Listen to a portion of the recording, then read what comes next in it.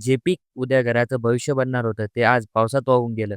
हा पाऊस फक्त शेतात पडला असं नाही, तो तर थेट शेतकऱ्यांच्या स्वप्नावर कोसळला आणि आता शेतकरी लढतोय पीक वाचवण्यासाठी की स्वतःचं तुटलेलं मन सावरण्यासाठी. चला सगळं काही सांगतो व्लॉग शेवटपर्यंत बघा. मग काय भाऊ पब्लिक, मी तुमचा लाडका सोबत मुलाडकर, स्वागत आहे तुमचं नवीन एका व्लॉगमध्ये. कापूस, पांढरं सोनं म्हणतात त्याला. पण जेव्हा सोन्यावरच पाणी चढतं ना, तेव्हा हातात फक्त ओलसर दुःख उरतं. हे पीक फक्त शेती नव्हतं, माझ्या घराचा हंगाम, मुलांची शिक्षणाची फी आणि पुढचं उद्याचं स्वप्न होतं. आता एवढा खर्च केला आम्ही, हा खर्च निघतो की नाही तेच पंचायत आहे. कापूसच नाही, पूर्ण कापूस पाण्यामध्ये आहे. आणि कधी खर्च निघायचा आणि कसं बियाण्यावाल्याचं खर्च द्यायचा आम्ही. मक्का पाहून वाटलं होतं, की चला यावर्षी तरी काहीतरी आधार मिळेल. पण ह्या पाण्याने तर पायाखालची जमीनच ओलं करून टाकलं. फक्त कणसावर नाही, शेतकऱ्याच्या मनावरही पाणी आलंय. टोमॅटो तयार झालाय मेहनतीने, पण बाजारात भाव शून्य. आम्ही पिकवतो मनापासून, पण विकताना किंमत मिळत नाही. शेतात उभं राहिलं की अभिमान वाटतो, पण बाजारात गेलं की मन पाणवून जातं. शेतकरी आज